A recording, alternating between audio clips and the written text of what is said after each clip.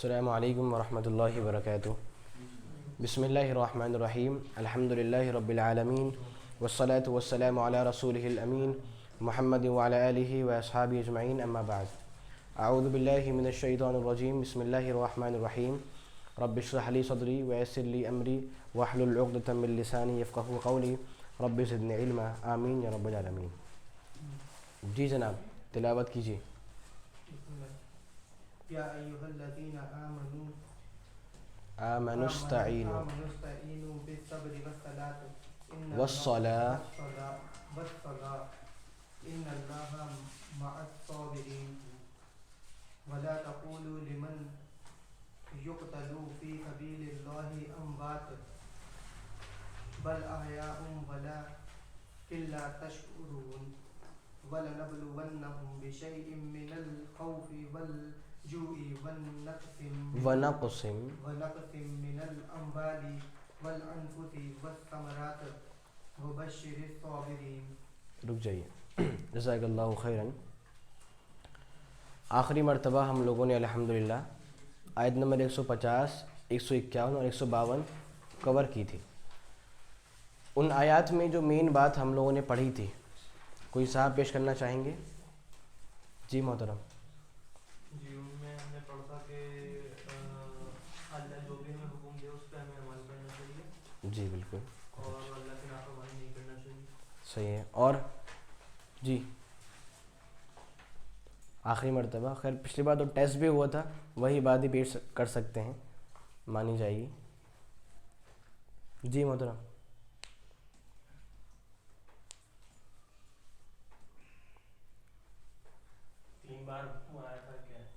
جی جی، اللہ کے نبی صلی اللہ علیہ وسلم کو 3 بار حکم ملا تھا کہ آپ قبلے کی طرف متوجہ ہو جائیں۔ اور کوئی؟ جی ہاں جی، جو سوال آیا وہی بتا دیجیے۔ جی تم اللہ کا ذکر کرو، اللہ تمہارا ذکر کرے گا۔ بہت اچھے۔ جی جی، شکر کرنا نعمتوں پہ، اس میں برکت ہوگی۔ جی پچھلی بار ہم نے پڑھا تھا کہ اللہ نے کہا کہ جہاں کہیں سے بھی تم نکلو تو اپنے چہرے کو مسجد حرام کی طرف موڑو۔ یہ حکم 2 بار آیا، پہلا اللہ کے نبی کے لیے، دوسرا مسلمانوں کے لیے تھا۔ اور اس کے بعد اللہ نے کہا کہ اگر تم ایسا کرو گے تاکہ تمہارے خلاف مشرکین اور یہودوں کو حجت نہیں حاصل ہو۔ جی بہتر، الحمدللہ۔ جی تو آج ہمارے سامنے آیت نمبر 153 ہے، 153 ہے اور پھر 154 ہے انشاءاللہ تعالی، یا اس کے بعد بھی جو وقت ملا کور کرتے ہیں انشاءاللہ۔ اللہ رب العالمین کا ارشاد ہے، یا ایھا الذین آمنوا استعینوا بالصبر والصلاۃ، یا ایھا الذین آمنوا، اے وہ لوگوں جو ایمان لائے ہو، یا ایھا الذین، اے وہ لوگوں، الذین آمنوا، جو ایمان لائے ہیں، استعینوا، مدد مانگیے، استعینوا، مدد مانگیے یا مدد چاہیے، بالصبر، صبر کے ذریعے، والصلاۃ، اور نماز کے ذریعے۔ یا ایھا الذین آمنوا، اے ایمان والو، استعینوا، مدد چاہیے، مدد مانگیے، بالصبر، صبر کے ذریعے، والصلاۃ، اور نماز کے ذریعے۔ ان اللہ، بے شک اللہ، مع الصابرین، صبر کرنے والوں کے ساتھ ہے۔ ان اللہ، بے شک اللہ، مع الصابرین، صبر کرنے والوں کے ساتھ ہے۔ ذکر یہ چل رہا ہے کہ گزشتہ آیات میں اللہ رب العالمین نے قبلے کے بدلے جانے کے جو احکامات تھے وہ ہمارے سامنے پیش کیے، اور پھر یہ بتایا کہ دیکھیے اللہ رب العالمین نے یہ آپ کو نعمت دی ہے کہ اس نے آپ کا قبلہ بدل دیا ہے، اور اس نعمت کے ملنے پر اب آپ لوگوں کو اللہ کا شکر ادا کرنا چاہیے۔ اب اس آیت میں ہمیں 2 احکامات مزید مل رہے ہیں، وہ کیا ہیں؟ یا ایھا الذین آمنوا استعینوا بالصبر والصلاۃ، کہ ایمان والو مدد مانگیے یا مدد چاہیے، بالصبر، صبر کے ذریعے، والصلاۃ، اور نماز کے ذریعے۔ ہم پہلے بات کرتے ہیں صبر سے متعلق، کہ ایمان والو صبر کے ذریعے سے مدد چاہیے۔ اس سے پہلے ایک بات اور پیش کر دوں، قرآن مجید میں جہاں جہاں بھی یہ حکم دیا جائے، یا ایھا الذین آمنوا، یا ایھا الذین آمنوا، مطلب اے ایمان والو، اے ایمان والو۔ علماء لکھتے ہیں کہ اگر اس آیت کے اندر کسی بات کا حکم دیا جا رہا شروعات کہاں سے ہو؟ یا ایھا الذین آمنو. اور اس آیت میں آگے چل کر اگر کسی بات کا حکم دیا جا رہا ہو تو اس بات پر عمل کرنا یہ ایمان کا تقاضا مانا جائے گا.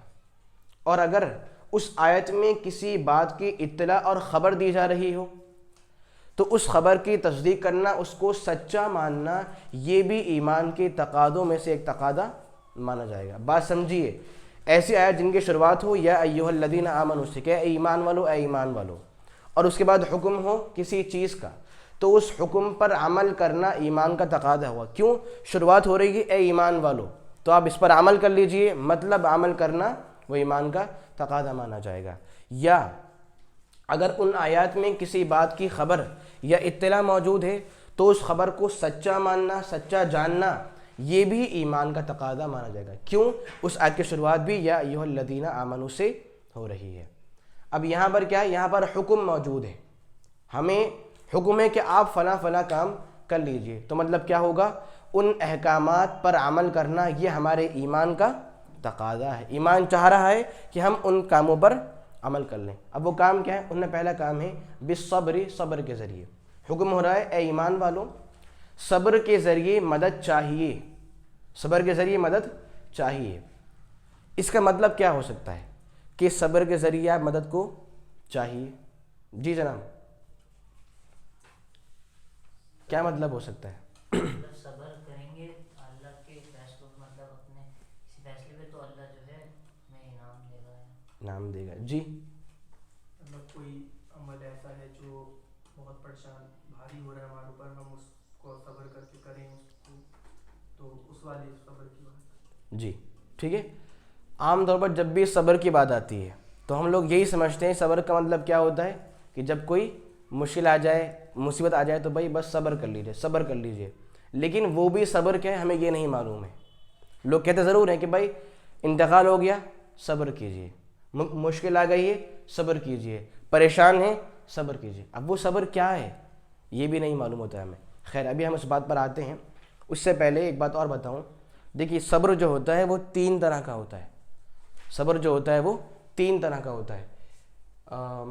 لکھتے نہیں ہیں، چلیے ٹھیک ہے، ٹھیک، کوئی مسئلہ نہیں. تو پہلا ہوتا ہے قسم الصبر علی الطاعہ، دوسری ہے الصبر عن المعصیہ، اور تیسری ہے الصبر علی القدر. الصبر علی القدر. صبر کا پہلا مطلب یا اس کی پہلی قسم یہ ہے کہ اطاعت والے کاموں پر، عبادت والے کاموں پر صبر کرنا. کیا مطلب ہے؟ اطاعت اور عبادت والے کاموں پر صبر کرنا. اور آپ جانتے ہیں صبر کا لفظی مطلب ہوتا ہے روک لینا. کیا مطلب ہوتا ہے؟ روکنا. مطلب انسان عبادت والے کاموں پر خود کو روک لے. یہ صبر کی پہلی قسم ہے. الصبر علی الطاعہ، جتنے بھی اچھے کام ہیں، جتنے بھی عبادت اور خیر والے کام ہیں، ان عبادات کے کرنے پر اپنے آپ کو روک لینا، یہ کیا ہے؟ الصبر علی الطاعہ. دوسرا الصبر عن المعصیہ، جتنے بھی نافرمانی والے کام ہیں، جتنے بھی گناہ والے کام ہیں، ان گناہوں کے کرنے سے خود کو روک لینا، یہ کیا ہے؟ الصبر عن المعصیہ. یہ دوسری قسم ہے. پہلی کیا تھی؟ اطاعت کام کرنے پر خود کو روک لینا. اور دوسری کیا ہے؟ گناہوں سے خود کو روک لینا، کہ آپ انسان ان کو انجام نہ دے. 2 ہو گئیں. تیسری ہے الصبر علی القدر، یعنی کہ ہمیں جو دنیاوی مصیبتیں پہنچتی ہیں، ہمیں جو پریشانیاں پہنچتی ہیں، ہم ان پریشانیوں کے ملنے پر صبر کریں اور خود کو روک لیں. اتنی بات سمجھ گئے؟ اب وہی بات میں پھر پیش کروں. لوگ کیا بولتے ہیں کہ آپ کو مصیبت پہنچ گئی ہے، آپ صبر کر لیجئے، کہتے ہیں نا. لیکن یہاں پر صبر کا مطلب کیا ہے؟ ہم لوگ یہ بات سمجھ نہیں پاتے. غور سے بات سنیے. انتقال ہو گیا، لوگ بول رہے ہیں صبر کر لیجئے. کاروبار ٹھپ ہو گیا، صبر کر لیجئے. کیا مطلب ہے صبر کرنے کا یہاں پر؟ مطلب یہ ہے کہ جب سے آپ کو یہ مصیبت پہنچی ہے، اس مصیبت کے ختم ہونے تک خود کو نافرمانی والے کاموں سے روک لیجئے اور خود کو اطاعت والے کاموں پر جما لیجئے. یہ ہے صبر. کیونکہ صبر کا ایک مطلب ہوتا ہے ثابت قدمی اور جم جانا.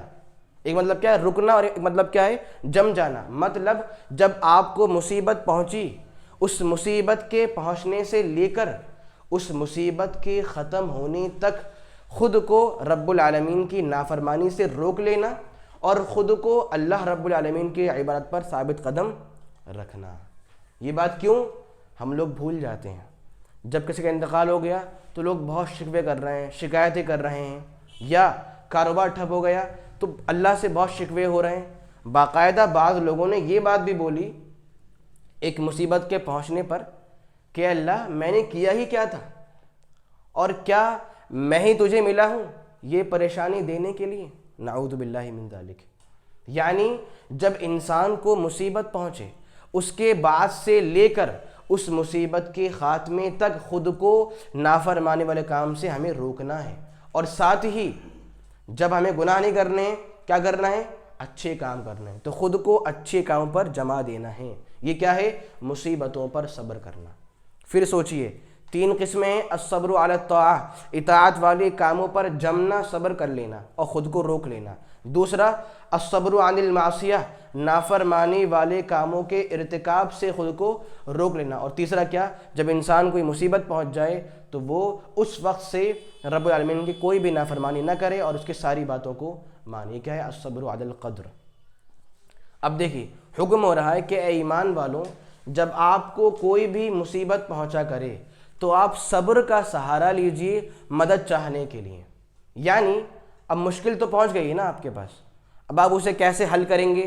تو آپ صبر کیجئے، اپنے دل کو شانت کیجئے، سوچئے کہ آپ تو رب العالمین کے بندے ہیں، وہ جو چاہیں آپ کو دے۔ آپ صبر کیجئے اور صبر کے ذریعے اپنے دل کو بہلائیے۔ یہ کیا ہے؟ مدد چاہنا ہے صبر کے ذریعے۔ سمجھ رہے ہیں؟ اپنے دل کو آپ شانت کیجئے اور کیا بولیے؟ ہم تو اللہ ہی کے ہیں، وہ ہمیں مشکلات دے رہا ہے، ہمارا کام کیا ہے؟ صبر کرنا اور خود کو اس کی نافرمانی والے کاموں سے روک لینا۔ ایک بات۔ دوسری بات آگے والصلاۃ، نماز کے ذریعے آپ مدد چاہیے، نماز کے ذریعے آپ مدد چاہیے۔ مطلب جب آپ کے سامنے کوئی مشکل آ جائے تو نماز کا سہارا لیجئے۔ یہی وجہ ہے، ابو داؤد کی حدیث ہے، اللہ کے نبی صلی اللہ علیہ وسلم کے بارے میں آتا ہے کان اذا حزبہ امر، جب نبی محترم صلی اللہ علیہ وسلم کو کوئی بھی مسئلہ پریشان کرتا، جب کوئی بھی پریشانی آپ کے سامنے آ جاتی تو آپ گناہ والے کام نہیں کرتے، آپ لوگوں کے پاس نہیں جاتے۔ حدیث کے الفاظ ہیں فزع الی الصلاۃ، اس پریشانی کے پہنچنے پر سیدھا آپ نماز کی طرف بھاگتے اور نماز کے ذریعے اس پریشانی کا حل ڈھونڈتے، یعنی نماز قائم کرتے اور رب العالمین سے استعانت اور مدد کو چاہتے۔ یہ آپ کا طریقہ تھا۔ اسی لیے ایک اثر ملتا ہے ابن عباس رضی اللہ تعالی عنہما کا، ان کے بارے میں آتا ہے کہ یہ صاحب ایک مرتبہ سفر میں چل رہے تھے۔ کیا نام ہے؟ ابن عباس رضی اللہ تعالی عنہما۔ یہ سفر میں چل رہے تھے، اتنے میں ان کو خبر دی گئی کہ آپ کے بھائی کا انتقال ہو گیا ہے۔ سفر میں چل رہے ہیں، خبر کیا مل رہی ہے؟ آپ کے بھائی کا انتقال ہو گیا ہے۔ تو یہ سفر کو روکتے ہیں، ایک جگہ پر اترتے ہیں اور سائڈ میں جا کر 2 رکعت نماز کا اہتمام کرتے ہیں، اور جب نماز پڑھ لیتے ہیں تو دوبارہ اپنی سواری پر آتے ہیں اور یہ آیت پڑھتے ہیں وَاسْتَعِینُوا بِالصَّبْرِ وَالصَّلَاةِ، کہ اللہ کا تو حکم یہ ہے صبر کے ذریعے اور نماز کے ذریعے مدد کو چاہا کرو۔ تو پریشانی کیا تھی؟ بھائی کا انتقال ہو گیا ہے، مدد چاہیے، نماز انہوں نے پڑھی۔ کیا کہ اللہ تمہارے دل کو ثابت قدمی دے، ہم تیرے ہی بندے ہیں، تو میرا بھائی تھا تو نے اس کو مجھ سے چھین لیا، کوئی مسئلے والی بات نہیں ہے۔ ٹھیک ہے؟ یعنی کہنے کا مطلب یہ ہے کہ جب انسان کے سامنے مشکلات آ جائیں تو صبر کو تھاما جائے اور نماز کو تھاما جائے۔ اب سوچئے تکلیف اور مصیبت کے موقع سے نماز کا اہتمام وہی کریں گے جو پہلے فرائض کا اہتمام کرتے ہیں۔ ہم لوگ فرائض میں ہی پیچھے ہوتے جا رہے ہیں، تو ہم یہ نفل عبادت کیسے کریں گے؟ سوچئے حکم کیا ہے؟ آپ پریشان ہو مشکلات پہنچنے پر، آپ صبر کیجئے اور نماز کا سہارا لیجئے۔ ہم فرض ہی نہیں پڑھتے ہیں تو ہم یہ نوافل کا اہتمام کیسے کریں گے؟ اور آگے بڑھتے ہیں ان اللہ مع الصابرین، جب حکم ہوا کہ آپ صبر کیجئے تو آیت کی اینڈ ہو رہی ہے ان اللہ مع الصابرین، یاد رکھیے بے شک اللہ رب العالمین صبر کرنے والوں کے ساتھ ہے، بے شک اللہ رب العالمین صبر کرنے والوں کے ساتھ ہے۔ میں یہاں پر ایک بات پیش کر دوں آپ کی معلومات کے لیے، ہمارے بیچ ایسے بہت سارے لوگ رہتے ہیں جو بولتے ہیں کہ اللہ رب العالمین ہمارے ساتھ ہی رہتا ہے اور رب العالمین ہمارے ساتھ ہی ہے۔ وہ لوگ یہ بات کیوں بولتے ہیں؟ اس طرح کی آیات کو سامنے رکھتے ہوئے، کیا ان اللہ مع الصابرین، مطلب کیا ہوگا؟ اللہ تعالیٰ صبر کرنے والوں کے ساتھ ہے۔ تو لوگ کیا بولتے ہیں ایسے کہ دیکھیے صبر کرنے والے انسان یہیں پر موجود ہیں اور اللہ بول رہا ہے میں صبر کرنے والوں کے ساتھ ہوں، تو رب العالمین بھی ہمارے ساتھ، جیسے ہم یہاں ہیں وہ بھی ہمارے ساتھ کیا ہے؟ فزیکلی موجود ہے۔ یاد رکھیے قرآن مجید میں اللہ کے ساتھ سے متعلق دو باتیں آئی ہیں، ذرا غور سے بات سنیے گا، بات بہت ہی اہم ہے۔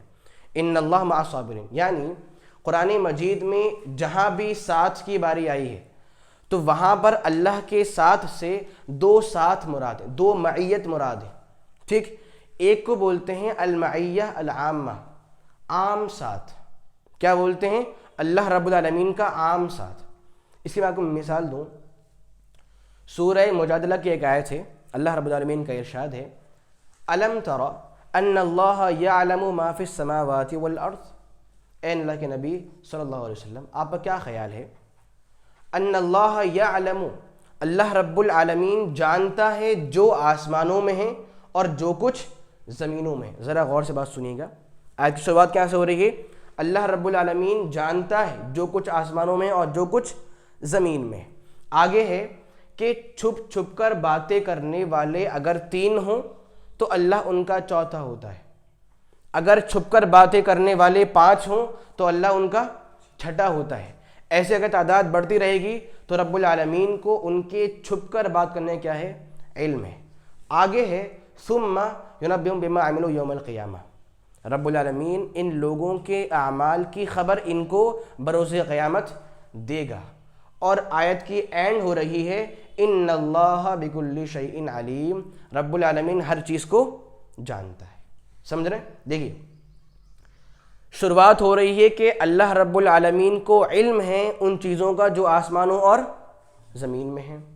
آیت کی اینڈ ہو رہی ہے کہ اللہ تعالیٰ کو ہر چیز کا علم ہے، مگر بیچ میں بات آ رہی ہے کہ جب بھی بات کرنے والے بات کرتے ہیں تو اللہ ان کے ساتھ ہوتا ہے، اللہ کو ان کی باتوں کا جانکاری ہے۔ سمجھ رہے ہیں؟ آیت کیا ہے؟ ما یکون من نجوی ثلاث الا هو رابعهم، کہ جب بھی بات کرنے والے چھپ کر بات کرتے ہیں تو اللہ ان کے ساتھ ہوتا ہے، اللہ ان کا چوتھا ہوتا ہے۔ ٹھیک ہے؟ اب اس سے ہمیں کیا لگ رہا تھا کہ مانو جب بھی ہم چھپ کر باتیں کر رہے ہیں تو اللہ ہمارے ساتھ ہو اور وہ ہمارا چوتھا ہے۔ آیت کیا ہے؟ جب چھپ کر باتیں کرنے والے 3، اللہ کیا ہوتا ہے؟ چوتھا ہوتا ہے۔ کیا مطلب ہے؟ اللہ مانو ان کے ساتھ ہو، نعوذ باللہ۔ اگر بات کرنے والے چھپ کر 5 ہوں تو اللہ ان کا چھٹا ہوتا ہے، یعنی اللہ ان کے ساتھ ہو۔ اس سے ہمیں کیا لگ رہا تھا کہ مانو اللہ رب العالمین ہمارے ساتھ ہو، لیکن غور کیجئے اللہ نے آیت کی شروعات کی علم سے کہ جو آسمانوں میں اللہ کو وہ بات معلوم ہے، اور آیت کی اینڈ کی علم پر ان اللہ بکل شیء علیم، رب العالمین کو ہر چیز کا علم ہے، اور بیچ میں کیا بات آ گئی؟ ساتھ کی۔ یعنی مفہوم یہ نکلا کہ جب بھی چھپ کر باتیں کرنے والے باتیں کرتے ہیں تو رب العالمین ان کے ساتھ نہیں ہے، بلکہ اللہ کو ان کی باتوں کا علم ہے، اللہ کو ان کی باتوں کا علم ہے، اور علم ہونا ہی ساتھ ہونا ہے۔ علم ہونا ہی کیا ہے؟ ساتھ ہونا ہے۔ بات سمجھ رہے ہیں؟ آیت کی شروعات کیا ہو رہی تھی کہ اللہ کو ہر چیز کا، یعنی کہ آسمان و زمین کا علم ہے، جو بھی چیزیں وہاں پر ہیں، اور آیت کی اینڈ کیا ہو رہی ہے؟ اللہ کو ہر چیز کا علم ہے، اور بیچ میں کیا بات آ گئی؟ ساتھ کی۔ تو ساتھ سے کیا مراد ہوا؟ دونوں باتوں کو ملا کر کہ رب العالمین کو ہر ایک کی جو راز کی باتیں ان کا بخوبی علم ہے، تو مانو کہ وہ ان کے ساتھ ہو۔ جس طرح ساتھ ہو کر علم ہوتا ہے ویسے ہی اسے بنا ساتھ ہوئے کیا ہے؟ علم ہے۔ یہ تھی پہلی مراد۔ کیا؟ رب العالمین جو بندوں کے ساتھ ہے عام طور پر، وہ ساتھ کون سا ہے؟ کہ اسے بندوں کی پل پل کی خبریں ہیں، کون کیا کر رہا ہے کب اور کیسے کر رہا ہے، اسے ہر چیز کی مکمل انفارمیشن معلوم ہے۔ ٹھیک ہے؟ ایک ساتھ یہ ہو گیا۔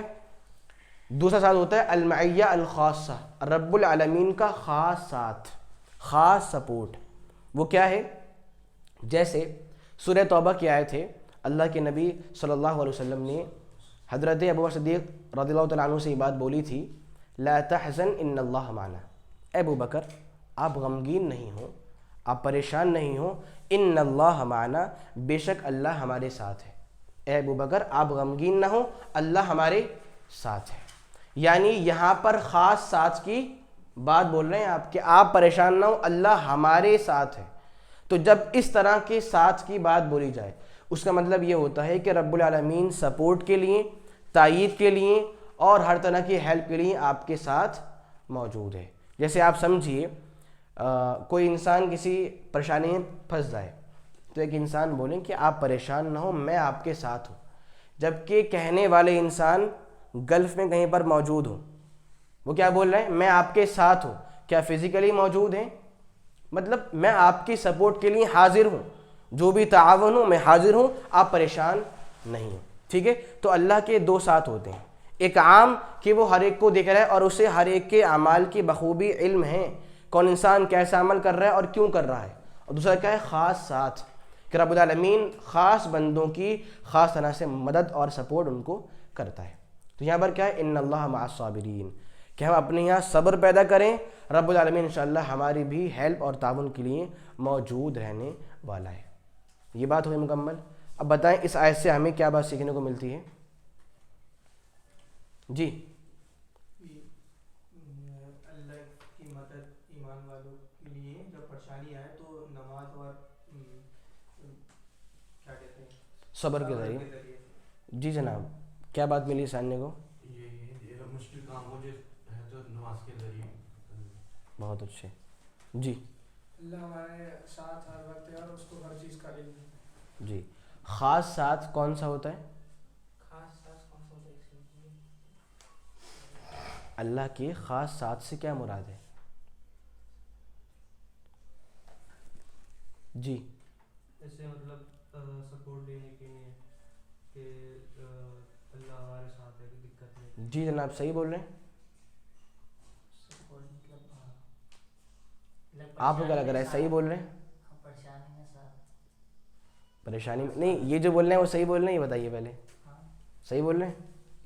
ساتھ بیٹھیں اس لیے صحیح یا پھر سچ میں بات ہی صحیح ہے؟ چلیے خیر، ٹھیک ہے جی محترم۔ اس سے یہ سمجھ میں آتا ہے کہ اللہ سبحانہ و تعالیٰ فزیکلی کسی کے بھی ساتھ نہیں ہے۔ اللہ سبحانہ و تعالیٰ کا ساتھ جو ہے یا تو مدد کے طور پر ہے یا علم کے طور پر۔ سمجھ رہے ہیں بات کو؟ تو جو بات ہے کہ رب العالمین آپ کے ساتھ ہے یا صبر کرنے والوں کے ساتھ ہے، مطلب کیا کہ فزیکلی تو وہ اپنے عرش پر موجود ہے، باقی اسے ہر چیز کا علم ہے، اور اگر جو خاص ساتھ ہے وہ کیا آپ کی سپورٹ کے لیے وہ حاضر ہے۔ آپ مشکل میں ہوں گے تو اپنی مدد بھیج دے گا آپ کے لیے، اپنی سپورٹ بھیج دے گا اور آپ اس مشکل سے نجات پا لیں گے، ٹھیک ہے؟ آگے بڑھتے ہیں، اگلی آیت میں ہے وَلَا تَقُولُوا لِمَن يُقْتَلُ فِي سَبِيلِ اللَّهِ أَمْوَاتٌ، وَلَا تَقُولُوا اور آپ نہیں بولو، وَلَا تَقُولُوا اور آپ نہیں بولو، لمن ان کو یقتلوا جن کو قتل کر دیا جائے، یا آپ بول لیں لمن کا مطلب ان کے لیے، ولا تقولوا اور آپ نہیں بولیے لمن ان کے لیے، یقتلوا جن کو قتل کر دیا جائے، یقتلوا جن کو قتل کر دیا جائے، فی سبیل اللہ اللہ کے راستے میں، اللہ کی راہ میں، کیا نہیں بولے؟ اموات مردہ، اموات مردہ، بل احیاء بلکہ وہ لوگ زندہ ہیں، بلکہ وہ لوگ زندہ ہیں، ولیکن لا تشعرون لیکن آپ کو شعور نہیں، لیکن آپ کو جانکاری نہیں ہے۔ یہ آیت ہمارے سامنے موجود ہے، ولا تقولوا لمن یقتل فی سبیل اللہ اموات، کہ جو لوگ اللہ کی راہ میں قتل کر دیے گئے ہیں ان کو مردہ نہیں بولیں، یہ نہ بولیں کہ وہ لوگ مر گئے ہیں، ان کی ڈیتھ ہو گئی ہے۔ اصل میں بعض علماء یہاں پر لکھتے ہیں کہ مسلمانوں کے جو ساتھی تھے ان سے یہ بات صادر ہوئی، کیا کہا انہوں نے کہ بھائی ہمارے فلاں ساتھی تھے ان کا انتقال ہو گیا ہے، ٹھیک ہے، وہ جنگ کے لیے گئے ہوئے تھے، وہ شہید ہو گئے ہیں، ان کا انتقال ہو گیا ہے۔ تو اللہ نے کہا کہ اللہ نے یہ آیت نازل فرما دی کہ نہیں، آپ لوگ میدان جنگ میں قتل کیے گئے جو اشخاص ہیں ان کو یہ نہ بولیں کہ وہ مردہ ہو گئے ہیں، پھر کیا بولیں؟ بل احیاء بلکہ وہ زندہ ہیں، لیکن آپ کو شعور نہیں، لیکن آپ کو شعور نہیں۔ اللہ نے یہ بات کیوں بولی کہ قتل کیے گئے اشخاص کو آپ مردہ نہیں بولی؟ بولنے کی حکمت کیا ہو سکتی ہے؟ اللہ نے یہ بات کیوں بولی؟ جی احترام کے طور پر, مقام کے طور پر, کہ یہ لوگ بہت عزت دار لوگ ہیں, انہوں نے اپنی جانوں کو رب العالمین کی راہ میں پیش کر دیا ہے, تو اتنے اچھے لوگوں کو آپ مردہ تو نہیں بولیے. دیکھ رہے ہیں, دیکھیے جنگ میں جانا بہت بڑی بات ہوتی ہے. انسان اپنے گھر والوں کو چھوڑتا ہے, اپنے اعزاء اقارب کو چھوڑ دیتا ہے, اپنے کاروبار, مال, سب کو, وطن بھی سب کو چھوڑ رہا ہے وہ انسان, اور جا رہا ہے ایک دور دراز جگہ پر, اور کوئی گارنٹی نہیں ہے کہ واپسی ہوگی بھی یا پھر نہیں ہوگی.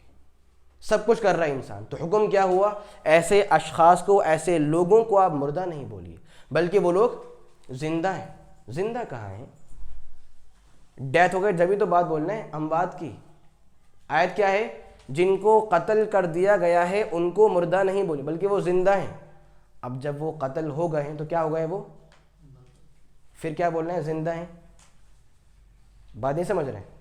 آیت کیا ہے؟ جن کو قتل کر دیا گیا ہے ان کو مردہ نہ بولیں بلکہ وہ زندہ ہیں. زندہ کیسے ہیں؟ قتل تو ہوئے نا, یہی بول رہے ہیں آیت کے اندر, جن کو قتل کر دیا گیا, قتل بھی ہو گئے اور زندہ بھی ہیں. کیا مطلب ہوگا زندہ کا یہاں پر؟ جی محترم, زندہ کا مطلب کیا ہے؟ قتل بھی اور زندہ بھی ہیں.